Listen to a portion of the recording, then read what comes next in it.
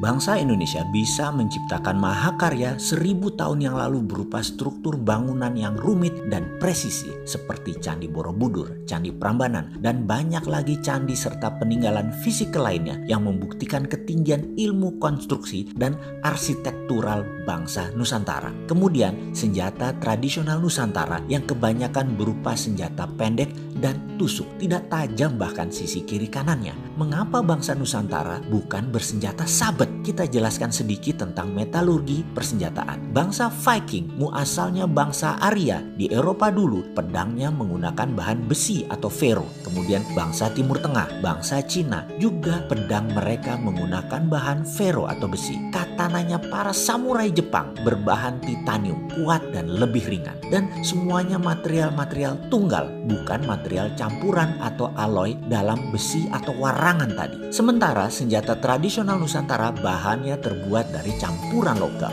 bukan monologam, tapi logam campuran. Ada emas, ada platinum, ada baja, bahkan bisa 9 macam logam dalam keris atau badik atau rencong tadi. Dari mana saya tahu itu semua? Sahabat semua pasti tahu, saya dan kakak saya punya usaha kecil milik keluarga dan memang tidak dibesarkan karena kecintaan kakak saya akan seni aja kita ngutak-ngatik teknologi tadi, teknologi tradisional tentunya. Usaha tersebut menghasilkan litium, sudah 20 tahun berjalan dan kami ekspor ke Jerman dan Inggris. Dari mereka lah pihak Tiongkok, TCC, mengundang kami karena perusahaan kimia terbesar di Cina tersebut ingin litium dari kita yang sudah 2 tahun tidak kami layani permintaan tersebut karena alasan yang tidak bisa kami sebutkan di publik saat ini. Di belakang bengkel kami tersebut ada alat elektrolisis yang berbasis anoda, katoda, pengurai metal. Suatu hari kami gantung keris keluarga tersebut direndam dan dinyalakan listrik tersebut kira-kira 3 minggu lamanya. Apa yang terjadi 3 minggu kemudian? Clean, bersih, terurai. Ada warna kebiruan busa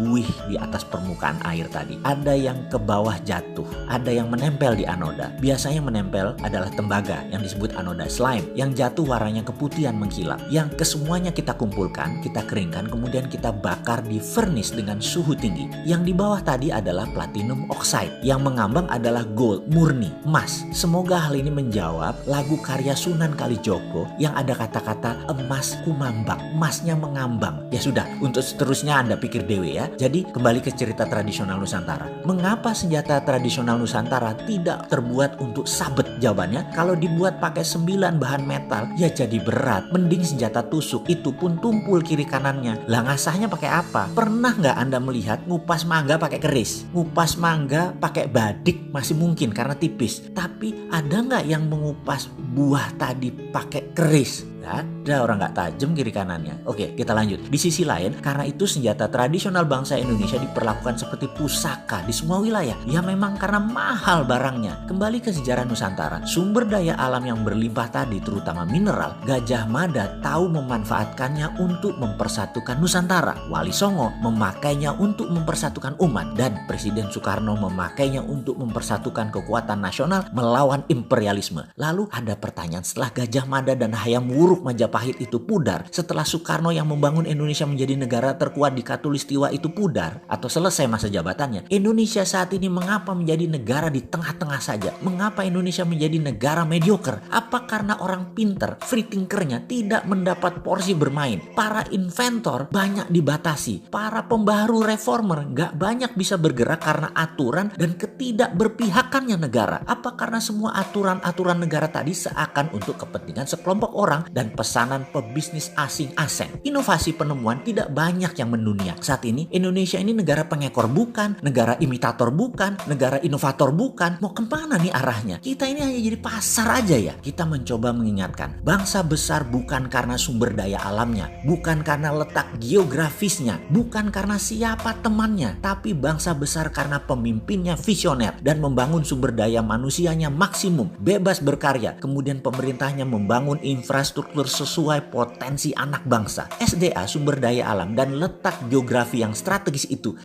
hanya bonus. Jangan terbalik, mentang-mentang sudah punya sumber daya alam yang banyak, punya letak geografis yang strategis, terus jadi sombong. Dunia butuh Indonesia gitu. Tidak begitulah.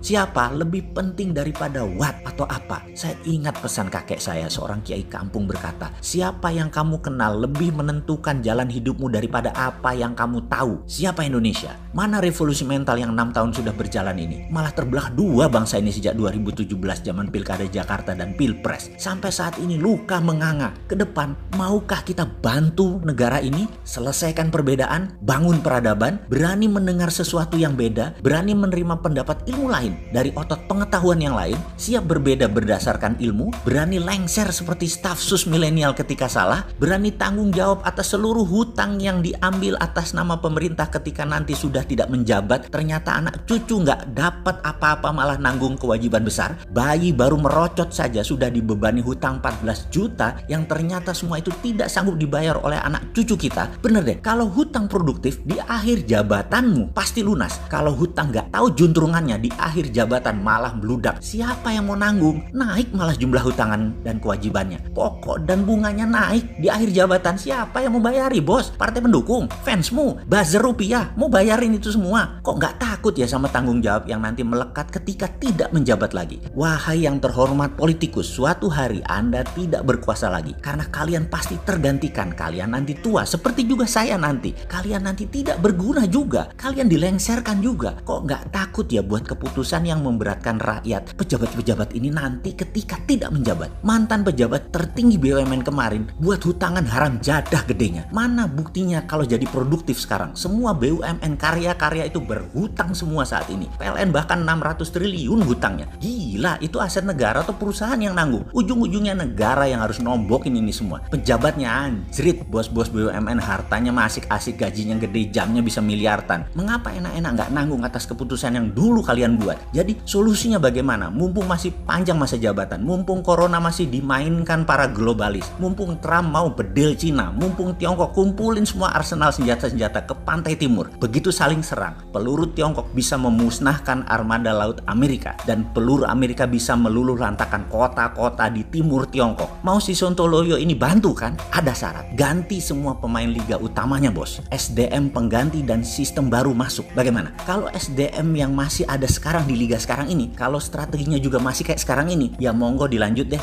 Kita ini tipenya penyerang soalnya, nggak tahan main bertahan.